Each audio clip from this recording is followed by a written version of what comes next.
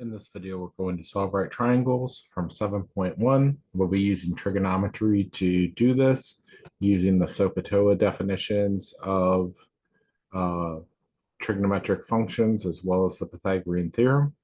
So let's go ahead and get started here. We're given that side B is equal to 7. The angle B across from it is equal to 53 degrees.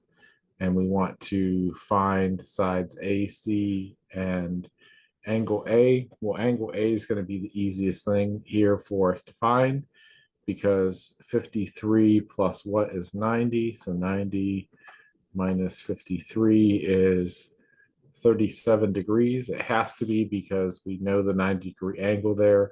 All the angles have to add up to be 180 degrees in a triangle.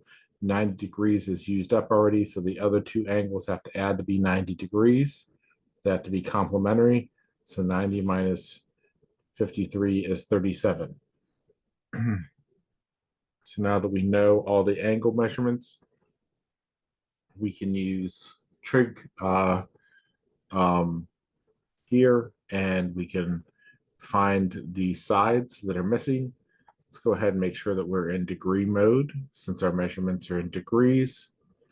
And let's use B that was given to us and say tangent of 53 degrees is equal to 7 over side A.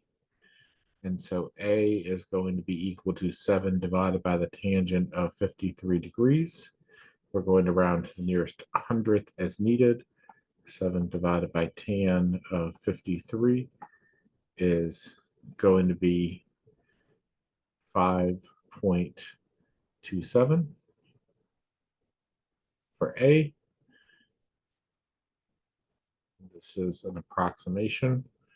For side C, we're going to use sine of 53 degrees is equal to 7 over side C. So C equals 7 over sine of 53 degrees.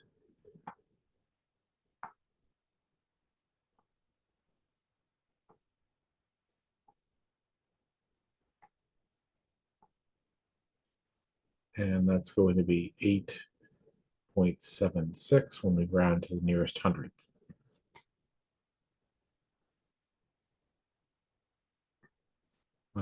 This triangle, we're given that side A is 9, B is 61 degrees, and that means 90 minus 61.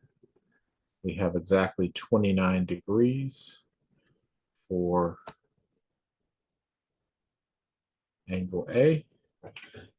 And we'll once again use the angle that was given to us and say that tangent of 61 degrees is equal to B divided by 9. So 9 times tangent of 61 degrees is equal to B.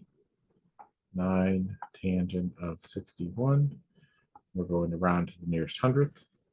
It's going to be 16.24, excuse me.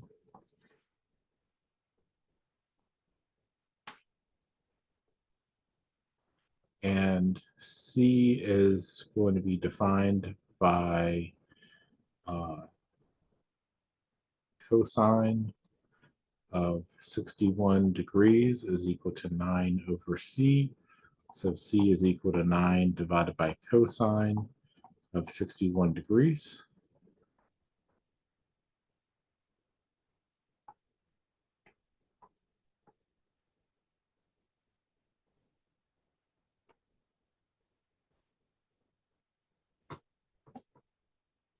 So this is 18.56.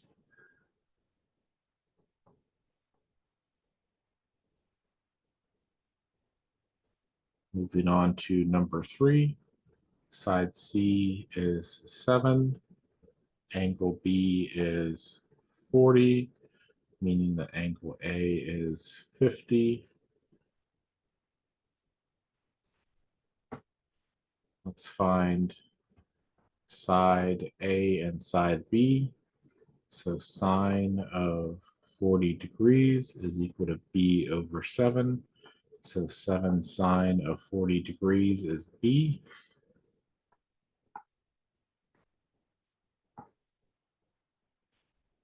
And rounding to 2 decimal places, that's 4.50. Cosine of 40 degrees is equal to a over 7. So 7 cosine of 40 degrees is equal to a.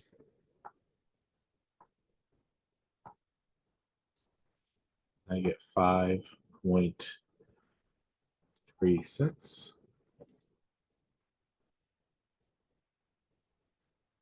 Now a is 1 and c is 3.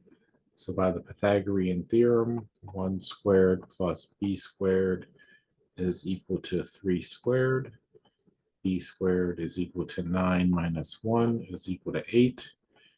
B is equal to the square root of 8, or 2 square roots of 2. So let's type that in here and get a decimal approximation to the nearest hundredth. It's about 2.83.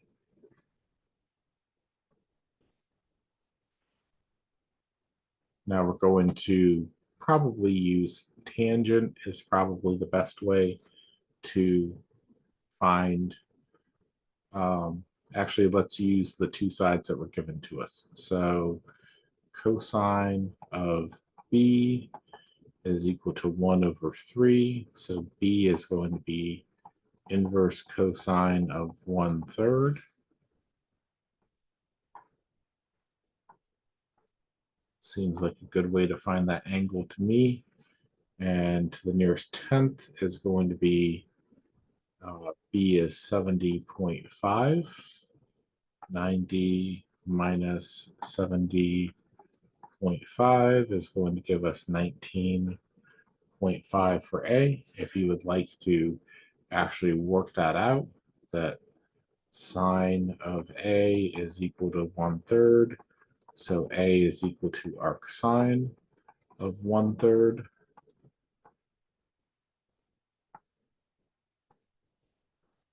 And 19.5 when we round to the nearest tenth.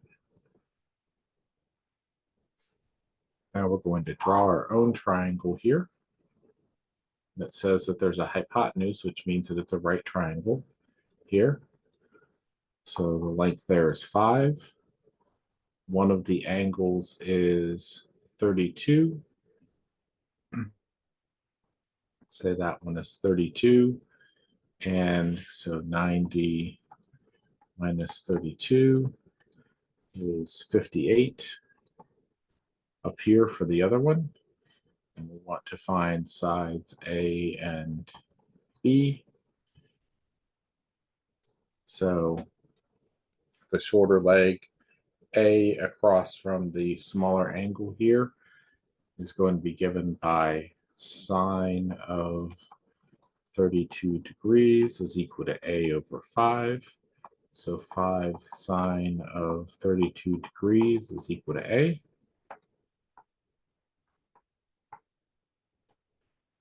And that's 2.65. It says round to the nearest tenth, so 2.7.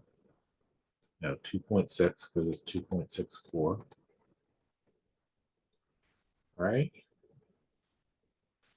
And the longer leg here, which is going to be B, so cosine of 32 degrees is equal to B over 5. So 5 cosine of 32 degrees is equal to B. 5 cosine of 32 degrees is 4.2. And everything's rounded to the nearest tenth as needed there. All right, that's it for this video, and we'll come back next time and keep talking about 7.1. See you for the next video.